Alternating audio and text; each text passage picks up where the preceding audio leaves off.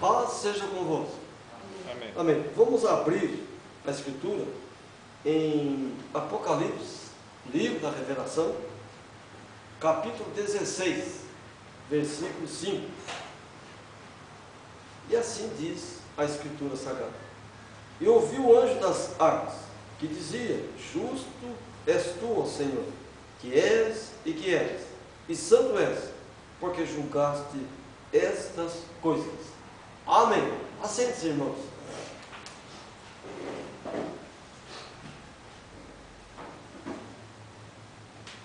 A gente sempre fala, confirma, que é pela graça que a gente se reúne aqui no tabernáculo para nós adorarmos ao Senhor na beleza da sua santidade.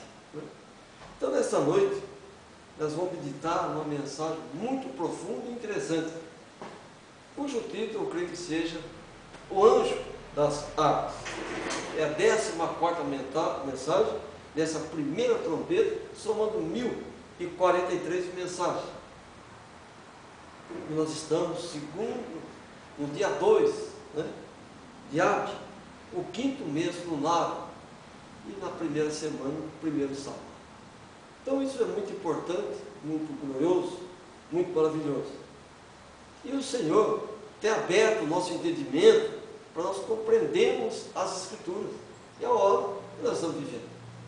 E a mensagem, ela tem uma característica muito interessante. Ela é ordenada e progressiva. Ela sempre liga com o último assunto e depois segue abrindo novos horizontes.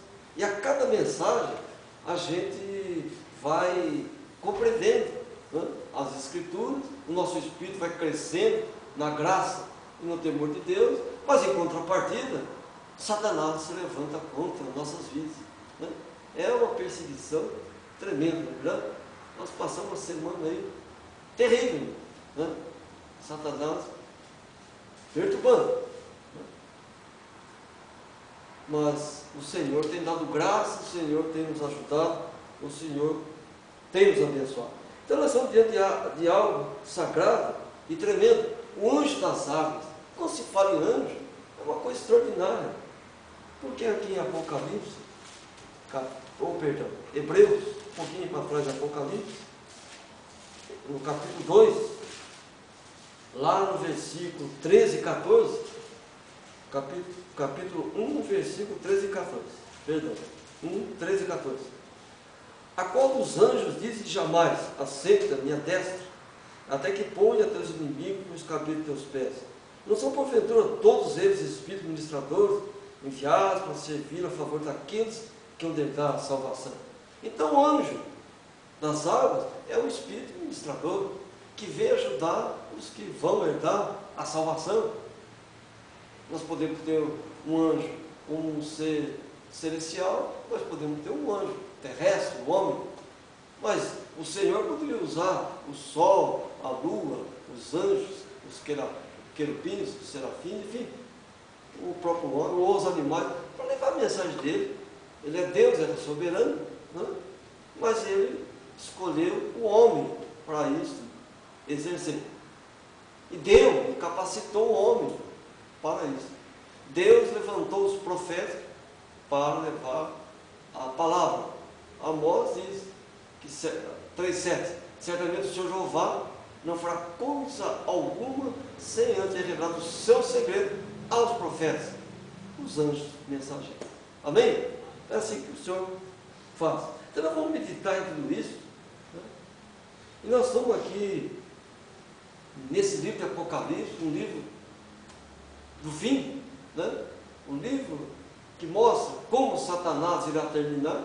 Gênesis mostra como ele começou, e agora Apocalipse mostra como ele terminará.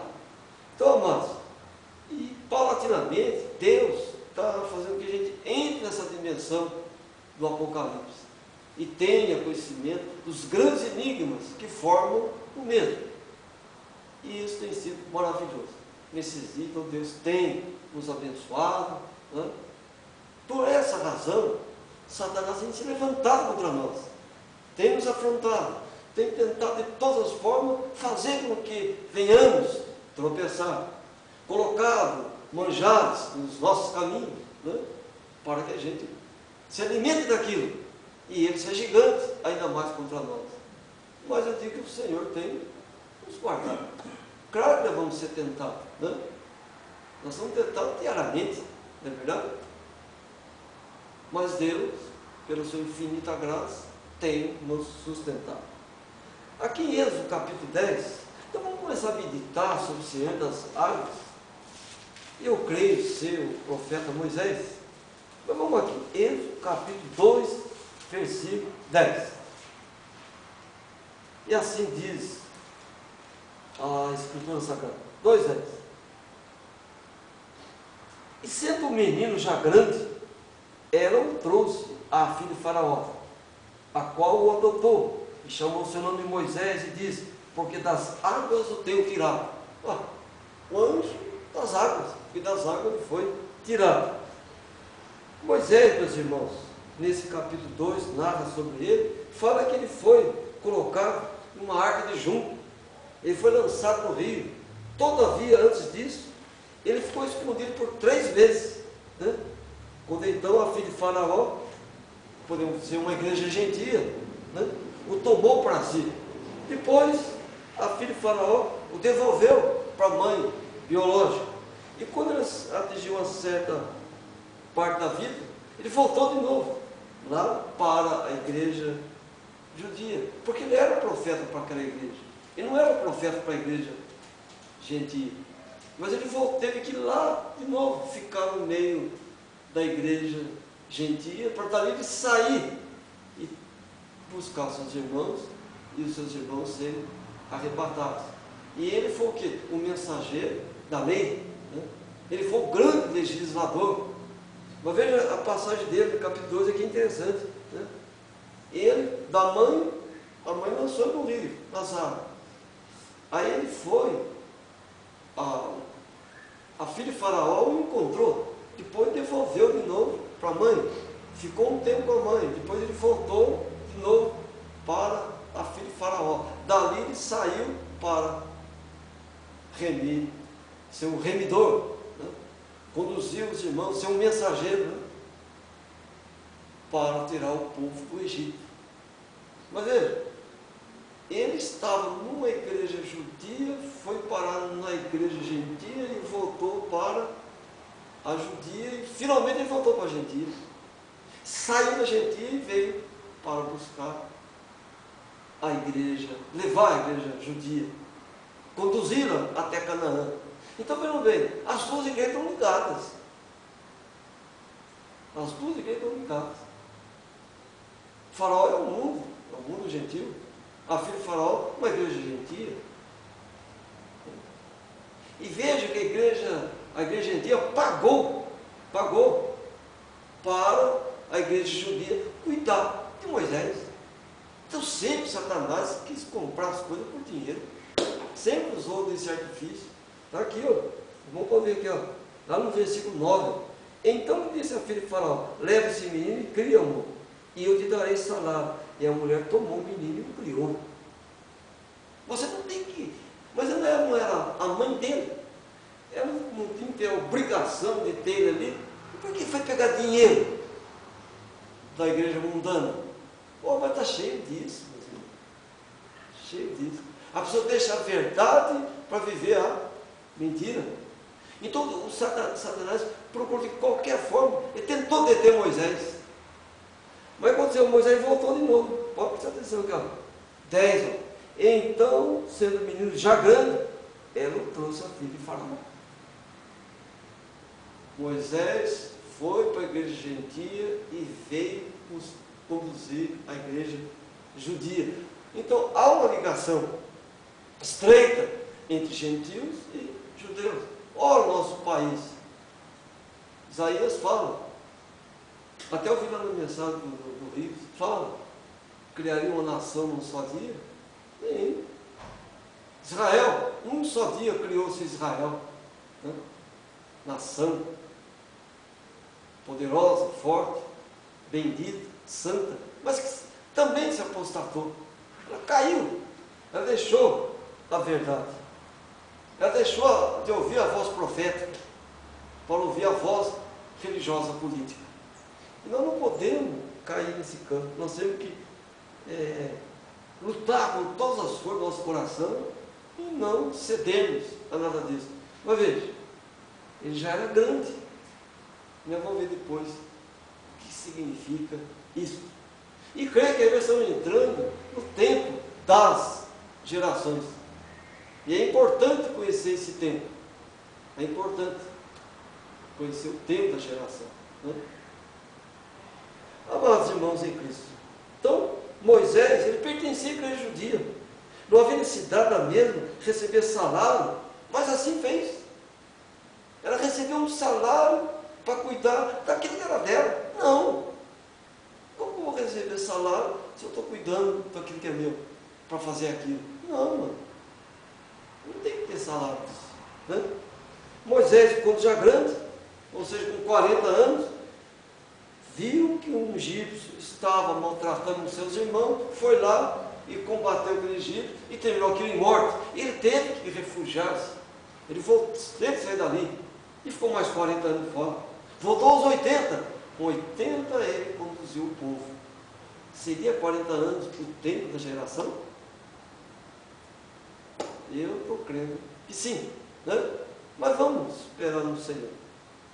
Então o tempo de Moisés, houve um tempo que Moisés ficou ali, antes de ser lançado das águas, no seio da igreja judia, é o mesmo tempo de Maria, quando Maria foi encontrar com Isabel, 3 vezes. Vamos ver se ele diz aqui.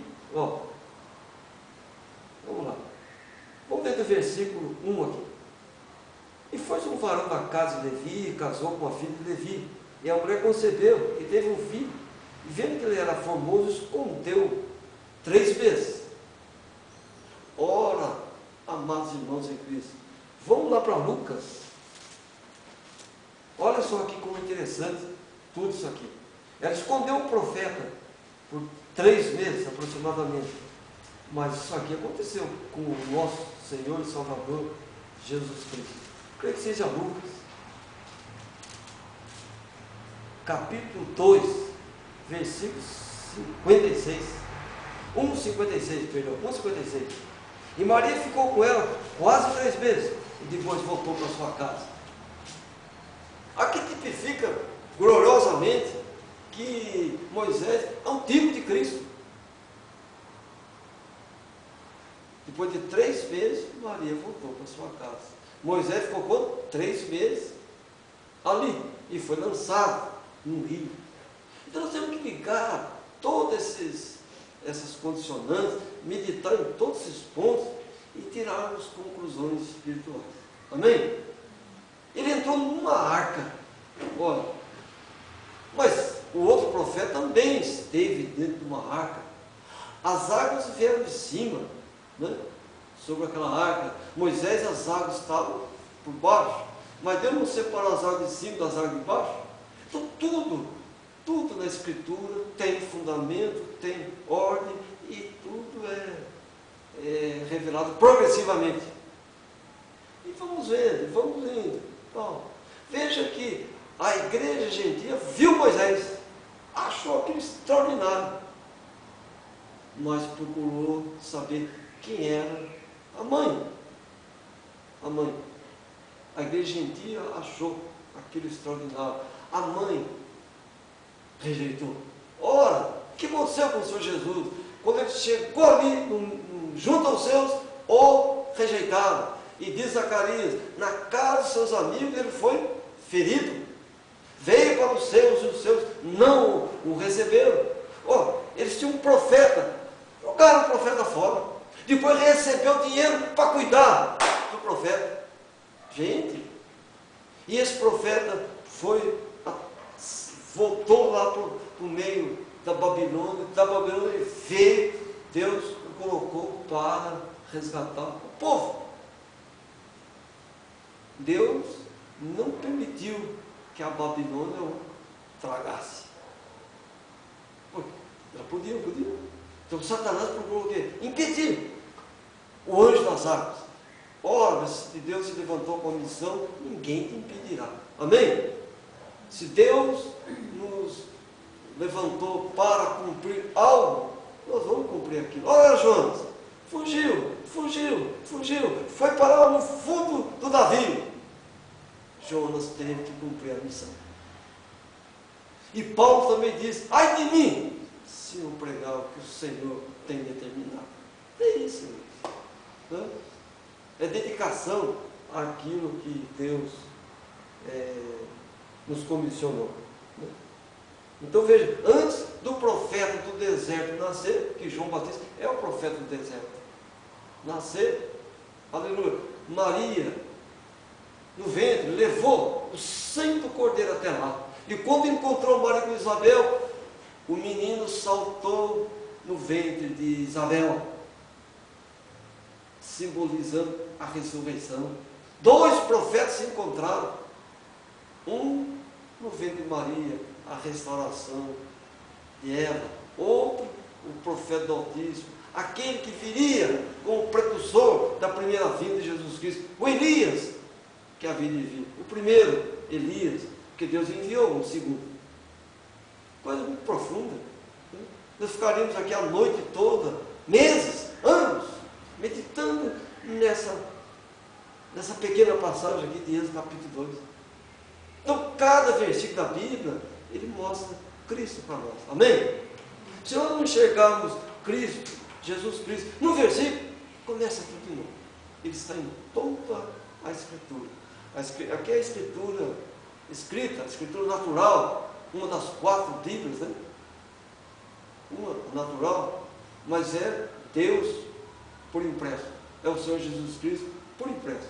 Então nós temos cada versículo falando do Senhor Jesus Cristo. Então esse é muito glorioso, muito bendito, muito santo. Agora, vamos para Apocalipse 11:6 então. Vamos lá. Nós já temos uma noção do que é o anjo das águas. Então vamos prosseguir. Apocalipse capítulo 11, versículo 6. Esse tem poder para fechar o céu, para que não chova nos dias da sua profecia, e tem poder sobre as águas para convertê-los em sangue, e para ferir a terra com toda a sorte de pragas, todas quantas vezes quiserem. Aqui está falando das 2 testemunhas. Então, indubitavelmente, as 2 oliveiras, né? Eu creio ser Moisés e Elias.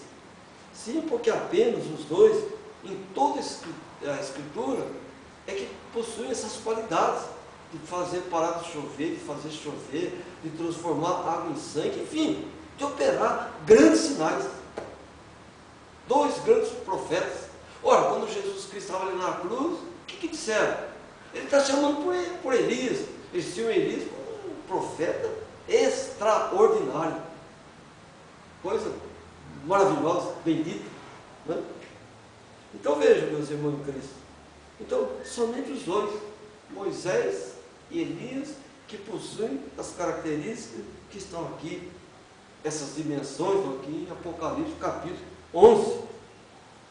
Agora, meus amados irmãos em Cristo, mas vamos para uma outra prova bem contundente, que nos leva a ter essa revelação. Mateus capítulo 17. Mateus 17. Está aqui. Nós vamos ler o versículo 3, 17 e 3. Vamos ler do 1 ao 3. Para nós ter uma compreensão maior. 6 dias depois, tomou Jesus consigo a Pedro e a Tiago e a João, seu irmão, e os conduziu em particular a um alto monte, e transfigurou-se diante deles, e o seu rosto resplandeceu como o sol, e os seus vestidos se tornaram brancos como a luz, e eis que lhe apareceram Moisés e Elias falando com ele. Olha aí, falando do quê? Sobre a ressurreição, sobre o tempo do fim. Mas veja que as roupas do Senhor, né, os seus vestidos, se resplandeceram, tornaram brancos como a luz. Então eram roupas de outra cor, diferente. Então eu não preciso andar de branco o dia inteiro, não tem um grupo que anda de roupas brancas o tempo todo. Não. As vestes do Senhor resplandeceram. Se elas mudaram de cor, foi com a cor branca, que significa paz, eternidade, glória. Agora, não necessariamente a minha rotina ser branca, eu tenho que andar de branco o tempo todo. Não. Já é uma ideia denominacional. E eis que apareceu Moisés e Elias falando com ele. Ora, gente. Aí estão o quê? As duas oliveiras. As duas oliveiras. E o diálogo deles era sobre morte e ressurreição. Que coisa tremenda, né? Então, nós, meus irmãos, que esse contexto da Escritura, né? Esse contexto da Escritura fala que Elias viria primeiro e não Moisés. Ele não está dizendo que Moisés viria primeiro.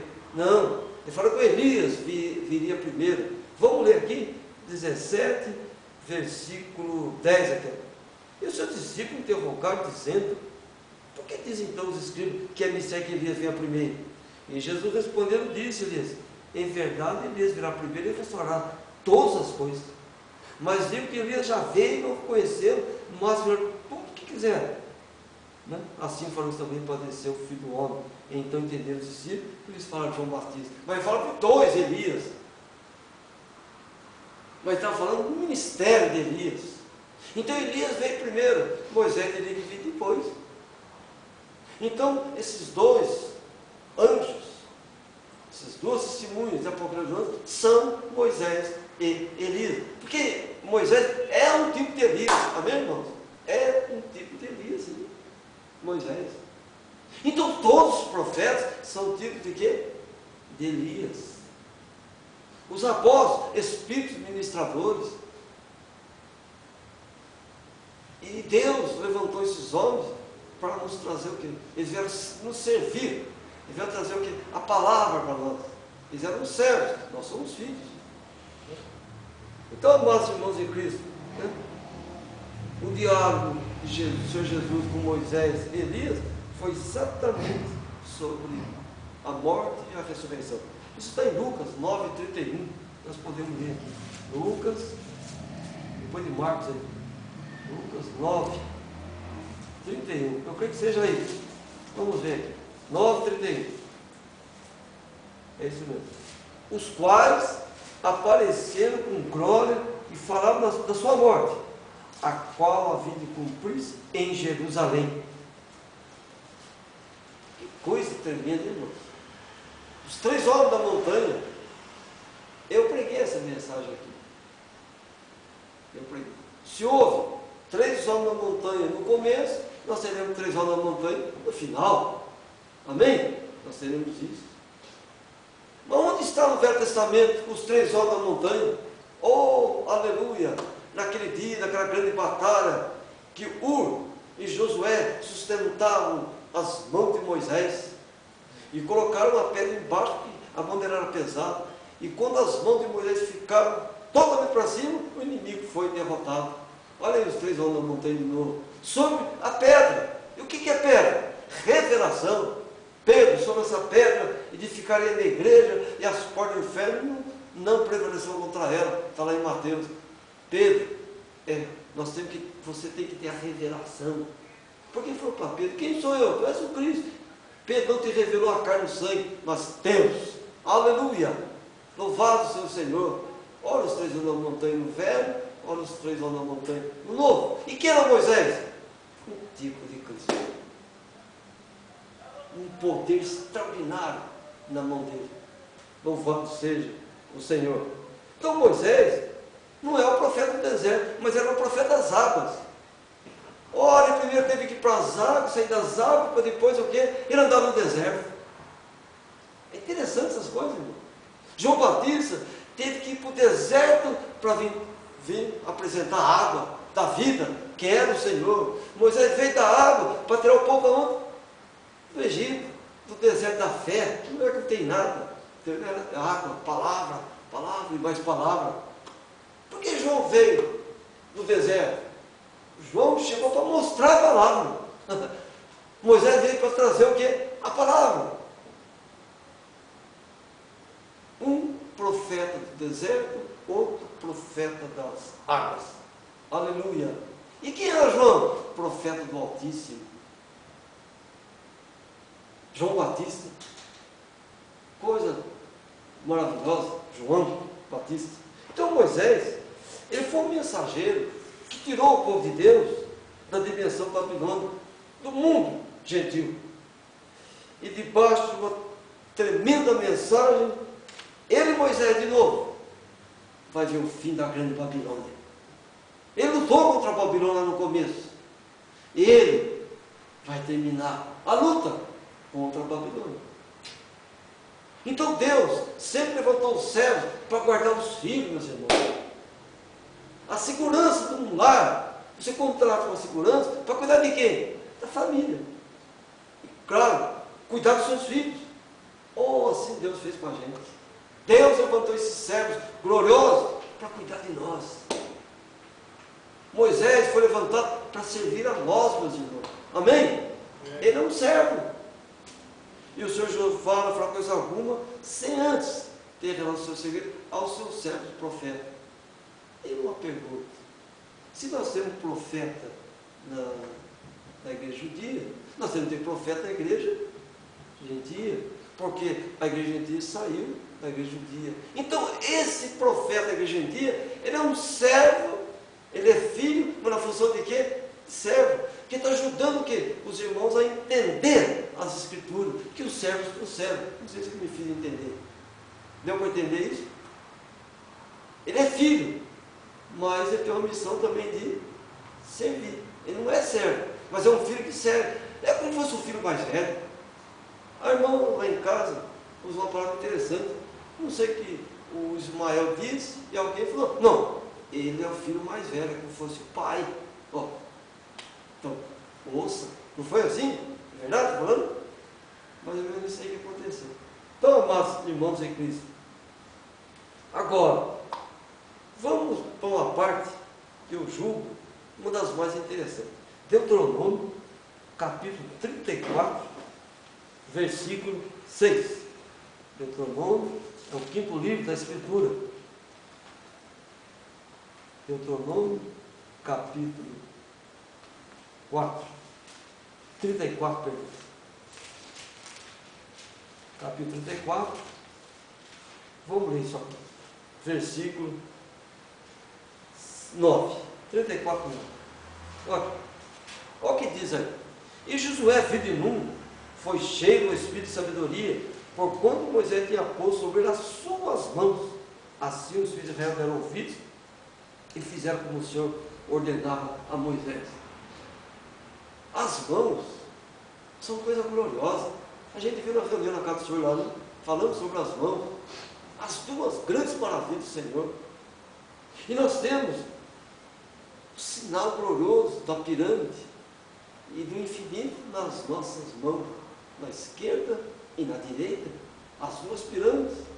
Ora, isso significa o Novo e o Velho Testamento, unido num só corpo. Ora, o que é o corpo de Cristo? A igreja judia, ele é o cabeça dessa igreja, é a noiva. Ele tirou do meio dos gentios. Aqui estão as duas pirâmides, alinhadas para o infinito, estão nas nossas mãos. E como eu vou pegar minha mão e dar para alguém ver minha mão, lançar sorte na minha mão? Não, isso é abominação, Senhor. As nossas mãos são coisas benditas. E veja que ele colocou as mãos sobre os filhos de Israel, e Deus abençoou os filhos de Israel. Jacó ali colocou as mãos sobre aqueles dois rapazes, e a glória de Deus ali se manifestou. A Bíblia diz: não ponha suas mãos precipitadamente sobre alguém. Não. Cantares diz que a mão direita abraça e a esquerda se coloca debaixo da cabeça. Que coisa bendita. E veja aqui que o profeta colocou as mãos sobre Josué, e a glória do Senhor ali se manifestou. Aleluia! Ainda diz Marcos, para impor as mãos sobre os enfermos serão curados. Levantem as mãos para os céus e orem por todos. Gente, coisas benditas. Então nós não podemos deixar que qualquer pessoa coloque a mão na nossa cabeça. Não. Isso é coisa séria. Amém? forma alguma. Então vejam aqui. Agora, amados irmãos em Cristo, então as mãos de Moisés eram graça e poder, isto é, eram as duas grandes maravilhas que Daniel falou. Daniel fala essas duas grandes maravilhas, são as mãos, meu irmão. As nossas mãos são muito importantes. Olha, agora vamos para Êxodo capítulo 4, versículo 6. Olha como as mãos são importantes. Moisés possuía esse glorioso dom. Aqui, 4. Já vamos ler o versículo 5. Vamos ler do 5 até o 6. Do 4 até o 6. Então disse o Senhor a Moisés: estenda a tua mão e pegue pela cauda. Estendeu sua mão pela cauda. Estendeu a sua mão e pegou pela sua cauda. E tornou-se em vara na sua mão. Para que creiam que te apareceu o Senhor, Deus de seus pais, e Deus de Abraão, Deus de Isaque, Deus de Jacó. E disse-lhe mais o Senhor: mete agora a mão no teu seio, e tirando-a, eis que a sua mão estava leprosa, branca como a neve. E disse: torna a meter a tua mão no teu seio. E tornou a meter sua mão no seu seio, depois tirou do seu seio, eis que se tornaram como a sua outra carne. E acontecerá que se eles não crerem, nem ouvirem a voz do primeiro sinal, crerão a voz do derradeiro sinal. E se acontecer que ainda não crê a esses dois sinais, nem ouça a tua voz, tornarás das águas do rio, tomará das águas do rio, derramará na terra seca, e as águas que tomará do rio, tornará-se sangue sobre a terra seca. Sinal antes da grande tribulação. Que a grande tribulação vem depois, as pragas caíram ali. Se nós estamos voltando para a origem da palavra, e Moisés só trouxe a lei também, meus irmãos, depois que ela atravessou o mar, depois do batismo que veio a lei. Então, se nós estamos voltando para a origem da palavra, e o rapto ocorreu depois das pragas, ora, nós estamos indo para Moisés, certamente quando nós chegarmos ali, naquela posição, nós somos arrebatados, mas nós não vamos sofrer grande tribulação. E o sinal da mão? Deus não mandou primeiro? E o que significa isso? Moisés, lá, na grande tribulação, Moisés ficou ali, mano. Deus guardou ele de tudo aquilo ali. A gente viu isso naquela mensagem. Nada tocou em Moisés, nada daquelas pragas. Mas ele pregou no meio das pragas. Ora, quem vai pregar no meio das pragas de novo? Moisés, Elias. Então, amados irmãos, a noiva do Cordeiro, ela não vai sofrer a grande tribulação. Não, de forma alguma. O corpo, sim, mas a noiva não. Amém? Nós não vamos sofrer isso aí. Vamos lá, vamos meditar nisso não. Então, novamente Deus falou para Moisés, para ele colocar a mão, e a mão voltou ao normal. Né? Esse foi o derradeiro sinal. Mas não creram. E vieram então as pragas. Ora, que coisa bendita. Está ou não a mão mudando de cor? Continua. No começo e no prosseguimento da mensagem. Então o que significa isso aí? As pragas estão aí. As portas. E nós estamos vendo esse alvoroço no mundo todo. Esse desequilíbrio emocional. Leis e mais leis se criam e nada se resolve. Nosso país como é que está? Conflitos e mais conflitos, confusões e mais confusões e cada vez mais sério. E os dirigentes procurando soluções para aquilo, mas não encontram. Por quê? Eles estão enredados pela corrupção, servem a Satanás. E como eles podem ouvir o clamor do povo? Vai. Então é uma situação caótica. E nós estamos nesse meio. Não estamos igualzinho a Moisés, no meio dessa confusão. Mas Deus tem guardado os nossos passos. Deus tem nos abençoado. Deus tem nos guardado. Mas vamos dar uma voltinha para Moisés então. Vamos para outra dimensão. Quem foi que pagou o salário para a mãe de Moisés cuidar dele? O mundo gentil. O mundo gentil. Agora há pouco eu disse aqui que não tem que receber dinheiro nenhum. Estou entendendo o que eu estou falando? Mas será que a gente está se contradizendo? Não, meus irmãos. Não. Ali nós podemos ver outras dimensões. Naquele momento, ela era mãe. Ela não precisava de forma alguma receber salário daquilo. Não. Hoje, por exemplo, nós trabalhamos para quem? Nosso patrão quem que é? Aí do mundo gentil. Não é? Aí ele é obrigado a nos pagar um salário. Eu estou fazendo um trabalho para ele. Lá, era dela. Não tem que receber nada. Agora, nós temos que receber, ué. Ele tem que pagar para nós. É bíblico também.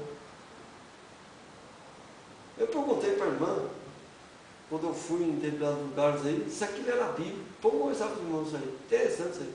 E provei para as escrituras que é bíblico. Né? Mas vamos lá. Então, irmãos da misericórdia, estar estamos no fim. E as horas estão avançadas.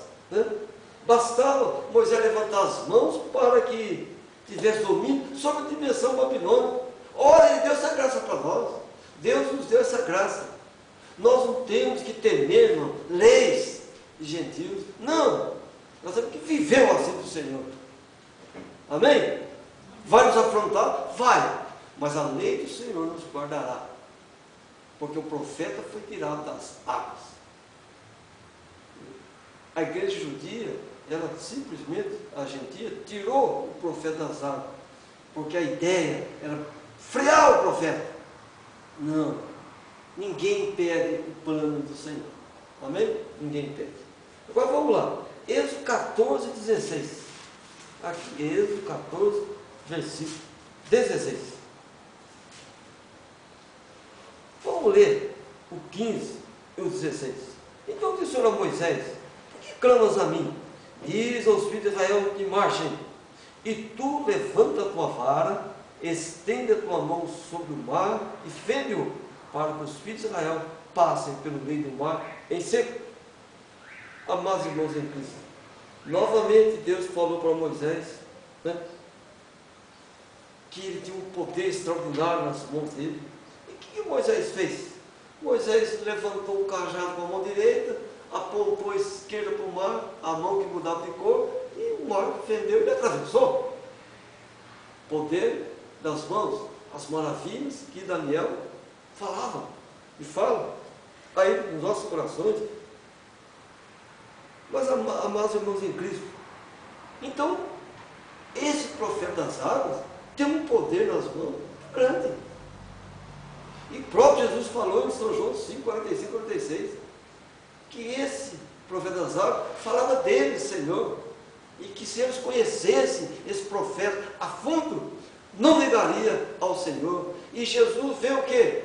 Ele tomou para si todo o Velho Testamento e foi para a cruz.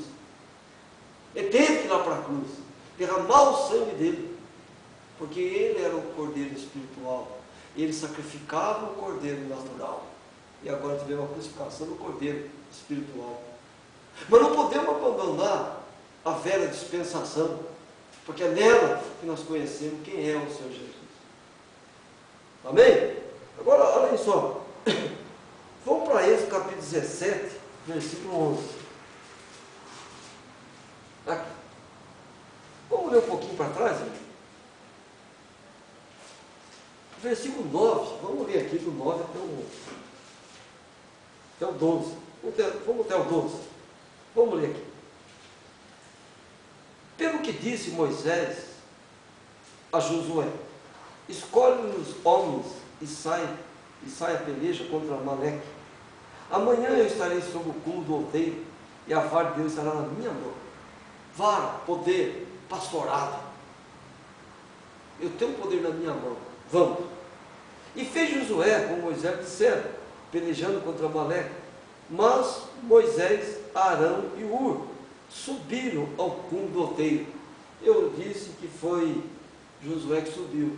Perdão, aqui diz, vamos corrigir, Arão e Hur. Eles foram. Eu disse Hur e Josué. Não. Josué foi quem veio para a luta contra Amaleque. E quem subiu com Moisés foi Arão e Hur. Olha o que diz aqui no 11. E acontecia que quando Moisés levantava a sua mão, Israel prevalecia. Mas quando ele abaixava a sua mão, Amaleque prevalecia. Olha o poder das mãos que ele tinha. Se a mão dele estava apontada para o alto, né, formando pirâmide com a eternidade, não tinha inferno que o derrotasse. Mas quando a mão dele voltava no sentido contrário, o inimigo prevalecia. Ora, quando a gente está no lugar mundo, você perde a força. E olha como que foi mais para frente. Porém, as mãos de Moisés eram pesadas. Por isso tomaram uma pedra e puseram debaixo dele para sentar sobre ela.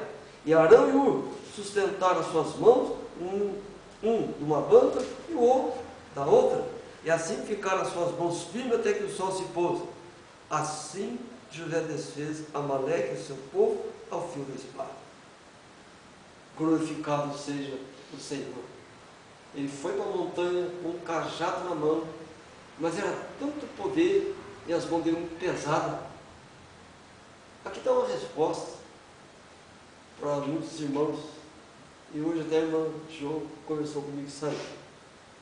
Quando eu imponho as mãos nas pessoas, elas falam, que peso na minha cabeça. Aqui, ó, a graça do poder nas nossas mãos pesa, e ela é luz, ela aquece. É normal orar para uma pessoa e a cabine ficar quente na mão colocada. E aquele peso, é assim, irmã? É verdade? Ela? Mas onde está isso na Bíblia?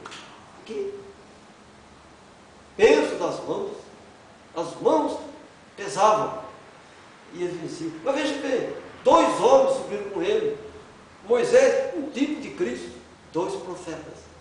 E a pedra? Revelação. 2 profetas com a revelação sustentaram as mãos de Moisés. Oh, meus irmãos, começo e prosseguimento da mensagem. Moisés e Josué, o primeiro Elias e o segundo Elias, João Batista e o profeta da era. Ora, se são 2, se Deus é tríplice poder, é claro que surgiria o 8º anjo. E nós vamos entendendo todas essas coisas. Deus vai descortinando para nós a sua bendita Escritura, a sua palavra, e nós vamos glorificando a Deus. Então veja, meus irmãos, as mãos de Moisés eram pesadas, poder, e por isso tomaram uma pedra e colocaram debaixo ali a revelação, né? E 2 profetas sustentaram a palavra, confirmaram a palavra, e o inimigo foi derrotado. O inimigo foi derrotado. 2 homens sustentando as mãos. O que é sustentar as mãos? Sustentar as mãos é confirmar a graça e o poder de Deus. Aleluia! É ficar firme ali. Aqui eu não quero tal coisa, aqui não quero tal coisa, não quero e acabou. Ah, vou te abandonar. Vai! Mas nós vamos ficar com assim, diz o Senhor. Isso é para nós pais também. Nós temos que resistir certas influências no nosso lar. Ainda que não goste, ainda que se levante contra nós. Não, faça valer a graça e o poder que está nas tuas mãos. Amém? Nós temos que fazer isso. Satanás usa todos os meios, irmão, para manchar o nosso lar, manchar a nossa família, manchar cada um de nós. Então nós temos um poder escondido para combater isso. É o quê? A verdade. E a verdade, ela liberta. É na verdade. A verdade liberta. Nada contra a verdade, senão a própria verdade. Isso disse Paulo. Agora, meus irmãos, que coisa bendita são essas mãos. Que poder possuía o anjo das águas. Ela diz que ele tem poder de fazer chover, parar de chover. Todo esse poder. Olha, esse é Moisés. Elias fez a mesma coisa. Coisas idênticas. 2 ministérios praticamente iguais. Elias, um tipo de Moisés. Moisés, um tipo de Elias. Ora, então nós temos que ter as características de Moisés e de Elias. Amém? Nós temos que viver, crer nisso. E minha primeira palavra na igreja de crentes, lá no Paraná, Igreja Batista do Calvário, foi isso. Eu quero ser como Moisés. Foi o que eu falei. Por que como Moisés? Ele era para ser o próximo presidente da República, daquele grande país, riquíssimo, o maior exército do mundo com aquela autoridade. Não, ele preferiu andar 40 anos conduzindo um povo rebelde. Ele renunciou às hostes palacianas para ir para o deserto, mas nem a roupa apodreceu, nem o sapato desgastou. Aleluia! Foi! Cumpriu a missão dele. Olha aqui então, Cantares de Salomão, né? Cantares, um dos livros poéticos, né, da Escritura, no seu capítulo 2, versículo 6. Acharam? A sua mão esquerda esteja debaixo da minha cabeça, e a sua mão direita me abrace. A noiva, ela estava pedindo ao Senhor, né, que colocasse a mão esquerda debaixo da sua cabeça e a abraçasse. Por isso que a mão esquerda de Moisés mudava de cor, porque sobre a cabeça, o homem é o cabeça da mulher, Cristo era o cabeça daquela igreja, e as mãos têm que ser colocadas ali, para que o brilho dele esteja nas mãos, e a outra abrace, sustente. Você pode ser sinistro romano, ou seja, usar a mão esquerda, mas quando você vai cumprimentar, usa a direita. Já viram isso aí? Ele pode ser, usa só a mão esquerda, mas quando ele vai saudar, é com a direita, porque a Bíblia, que é Deus que diz que é assim. E se vai abraçar a esposa, ele põe a mão na nuca dela e a outra mão abraça. É o que está aqui. Veja como isso é tremendo. Agora, vamos comparar essas coisas então com algo também profundo. Vamos voltar para Êxodo, capítulo 34, versículo 35. Êxodo 34, 35. Então vamos ler. Vamos ler do 33 ao 35. Êxodo 34, 33 e 35. Assim diz a Escritura. Assim acabou Moisés de falar com eles e tinha posto um véu sobre o seu rosto. Assim que ele acabou de falar, ele colocou um véu sobre o seu rosto. Porém, entrando Moisés perante o Senhor para falar com ele, tirava o véu, até que saía. E saindo, falava com os filhos de Israel, como lhe era ordenado. Assim, pois, viu os filhos de Israel o rosto de Moisés, e que resplandecia a pele do rosto de Moisés, e tornou Moisés a pôr o véu sobre o seu rosto, até que entrava a falar com ele. Que véu é esse? A mensagem. Aleluia! Quando ele tirava o véu, eles viram aquele brilho. Por isso que a mão esquerda de Moisés é que brilhava. E certa vez ele trocou a posição das mãos. E o filho não entendeu, né? José, não pai, não é assim. Jacó fez isso, não é assim. Porque cada mão tem uma finalidade. Eu não posso chegar com o enfermo e impor minhas mãos esquerdas nele. Não, é a direita, a outra eu levanto para o céu. Porque na direita está o cajado e na esquerda a luz. Aleluia! Iluminando aquela oração. Mas eu posso impor as duas mãos. Oh, glorificado seja Deus. Posso. Mas não posso pôr a esquerda e levantar a direita. Não. Quem fez isso? Aquele homem que usou a mulher. Ele pegou o cajado dele e deu para a prostituta. Ele deu o lenço para a prostituta. Ele deu todas as virtudes, todos os dons para uma prostituta. E chegaram até ele e falaram para ajudar. Sua nora está em adultério. Apedreja. Mas tem um detalhe, meu Senhor. O homem que a adulterou com ela é o dono desse cajado. E agora? Situação difícil. Cajado é um poder extraordinário. É o pastorado. Nós não podemos manchar esse cajado. Nós não podemos usar de engano com esse cajado. Não. Temos que usá-lo com honra. O pastor tem que honrar o cajado que Deus colocou na mão dele. Oh, como é que estão os cajados por aí? Cheio de cupim. Podre. Cajados podres. Homens mentirosos. tomando o dinheiro do povo, tomando o dinheiro do povo, dinheiro para Jesus, dinheiro para Jesus, dinheiro para Jesus. Mentira! Mas Deus tem filhos nesse lugar, e tenho certeza que um dia Deus vai resgatar os teus filhos dessas areias movediças. Oh, meu irmão, cajado é coisa gloriosa. Como é que você blasfema de Deus, dando cajado para a prostituição, a troco de prazeres carnais, de enriquecimento próprio? Deus não está nesses altares, meus irmãos, de forma nenhuma.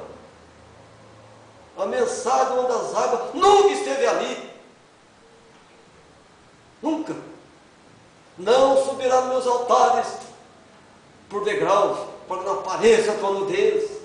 Olha como é que coloca uma mulher nua no altar para falar com o povo, meus irmãos. Aonde que tem a mensagem do das águas? Nunca teve. Deus nunca esteve naquele lugar, a não ser sensações orgânicas, naturais, choro da carne. Não, Deus não está nessas coisas. É ou não é verdade? É a verdade. Então, meus irmãos em Cristo, Moisés falava com o povo, né? Um véu sobre o seu rosto. Tinha uma mensagem tremenda, meus irmãos. Uma mensagem tremenda. O véu é a mensagem que vela, que guarda o profeta, que nos guarda. Ela é o vestido do nosso espírito, o templo do Espírito Santo de Deus. E Satanás quer, porque quer entrar nessa área. Aleluia! Nós não seremos enganados, Mateus 24, 24. E seremos falsos cristos, falsas unções e falsos profetas, falsos pregadores. O que mais tem hoje em dia? Falsos pregadores, que farão sinais e prodígios. Morto ressuscita, paralítico anda, cego enxerga, mas ele é reprovado, porque ele pratica a iniquidade. Cego, cajado, podre, mentiroso. Então, serão falsos cristos e falsos profetas, que farão sinais, prodígios, mas não será possível enganar os escolhidos. Quem? Os eleitos. Aleluia! Da igreja judia e da igreja gentia. Louvado seja o Senhor. Moisés colocava o véu para que os filhos de Israel não o tivessem como um Deus. Ele tinha que mostrar para o povo que ele também precisava dessa graça sobre ele, que não era Deus. Ele estava sujeito a paixões, porque Paulo diz que na carne habita o pecado. Ora, e Moisés veio pelo pacto espiritual, ou perdão, sexual. Então na carne dele havia o pecado. Jesus não, veio pelo pacto espiritual, nunca pecou. Mas nós somos sujeitos a paixões, não é verdade? Estamos sujeitos, né? Mas por que também ele colocava o véu? Porque ele era transitório, aleluia. Viria um outro depois dele. Josué veio para continuar. Ora, se Moisés fosse toda a escritura, nós teríamos que ter apenas 5 livros, concordam? Até Deuteronômio, e acabou. Não! Nós temos 66. 66 livros. Josué foi o grande profeta. A terra parou. Aleluia! Ouvindo a oração do profeta, meus irmãos. Tudo parou. O grande sinal foi com Josué. Outra prova evidente que ele era um profeta, Moisés não circuncidou. Moisés não fez a circuncisão lá dos que saíram do deserto, dos que nasceram no deserto, cujos pais vinham do Egito. Josué que fez. Ué, Deus não virou para Moisés a circuncisão dos filhos daqueles que saíram lá do Egito. Josué fez, quando chegou em Gilgal, fez ali a circuncisão, que é hoje o batismo em nome do Senhor Jesus Cristo. É a circuncisão do homem e da mulher. Meu Deus. Então, ele era transitório, só mensagem. Era o começo, mas não era o fim, porque Deus levantou Josué. E Moisés colocou as duas mãos sobre Josué, entregou o cajado e a graça da revelação. E Deus abençoou a Josué. Agora, vamos para um outro aspecto, para a gente ver como Moisés é importante. Nós conhecemos a Escritura, é Lucas 24, 44. Nós conhecemos muito bem essa Escritura aqui. 24, 44. Assim diz a Escritura. E disse: são essas palavras que vos disse, telendo convosco, que convinha que se cumprisse tudo que de mim estava escrito na lei de Moisés, e nos profetas, e nos salmos. Oh, como glorioso isso se apresenta! Aleluia! Como eu amo essa palavra! Glorificado seja o Senhor! Realmente, meus amados irmãos em Cristo, isso aqui é algo maravilhoso, algo tremendo, algo santo, algo bendito. Verdade? Né? Aqui, ó, salmos. Então, Deus, Ele tem nos guardado. Deus tem nos abençoado. Realmente, em Cristo, o Velho Testamento se encerra para dar lugar ao Novo Testamento, porque Ele, o Senhor Jesus, era o fundamento do ministério de Moisés. Se nós não vamos viver os dias de Noé, vamos? Não. Nós não vamos viver aquela mensagem e outras. Oh, mas em Cristo, todas essas mensagens estão ali. Elas são um exemplo para nós vivermos a vida hoje. Nós não vamos construir uma arca. Não. A arca está construída. Né? Ele falou que já havia construído isso para nós. Então, amados irmãos. Agora, Daniel também citou isso aí. Daniel é o Apocalipse do Velho Testamento. Né? Daniel abre o entendimento de Apocalipse. Por quê? Está na imagem. Ele é a imagem do Apocalipse. Então, cada livro do Novo Testamento possui o quê? Uma imagem. Então, o Velho Testamento é que vai nos fazer entender o novo, meus irmãos em Cristo. Amém? Vamos para Daniel, então. Daniel, capítulo 12. É um capítulo interessante. E o livro de Daniel também só tem 12 capítulos. Daniel 12. Aqui. 12 de Daniel. Vamos meditar com algumas coisas. Né? Vamos ler no versículo 6, 2, 3, 5. E eu, Daniel, olhei, eis que estavam outros dois, um desta banda, à beira do rio, e o outro, da outra banda, à beira do rio. Daniel estava vendo dois profetas. Aí vem, eu vi uma vestida de linho que estava sobre as águas do rio, perdão, 6. E ele disse ao homem vestido de linho que estava sobre as águas do rio: que tempo haverá até o fim das maravilhas? Aí vem, e ouviu o homem vestido de linho que estava sobre as águas do rio, quando levantou a sua mão direita, a sua mão esquerda ao céu, e jurou por aquele que vive eternamente, que depois de um tempo, de tempos e metade de um tempo, enquanto tiver acabado de destruir o poder do povo santo, todas essas coisas serão cumpridas. Eu, pois, ouvi, mas não entendi. Por isso eu disse: Senhor meu, qual será o fim dessas coisas? E o Senhor disse para Moisés, para Daniel. E ele disse: vai, Daniel, porque as portas estão fechadas e seladas até o tempo do fim. Muitos serão purificados, embranquecidos e provados, mas os ímpios procederão impiamente, e nenhum dos ímpios entenderão, mas os sábios entenderão. Aleluia! Nós somos esses sábios, entendidos, nós compreendemos aí, nós compreendemos essa mensagem, mas o mundo aí, não, eu acho que é uma loucura. Né? Mas vejam aqui, meus irmãos, o que Daniel está falando. Eu notei alguma coisa aqui. Né? Aqui temos as duas maravilhas, as mãos benditas de um profeta. Sim, porque as testemunhas serão os dois últimos mensageiros, o fim dessas duas grandes maravilhas, para os eleitos do Senhor Deus, porque eles vão levantar as mãos pela última vez, irmão. E só os 144 mil é que ouvirão a mensagem dessas duas mãos maravilhosas. E nós temos dois homens aqui no Rio, dois homens lá na grande tribulação, dois homens, começo e prosseguimento da mensagem restauradora, dois homens lá no começo, com Moisés e Josué, e assim sucessivamente. Sempre dois profetas, Jesus, João Batista e Céu. Aleluia! Glorificado seja o Senhor. Então veja, meus irmãos, as duas maravilhas são as mãos benditas de um profeta de Então, como nós cremos nessa mensagem, renunciando ao mundo e ao pecado, vossas mãos são benditas no Senhor. Amém? Que Deus possa nos guardar, Deus possa nos abençoar, e entendo e creio, estamos no caminho certo. Nós somos a geração do arrebatamento, mas nós não viveremos a grande tribulação. Amém?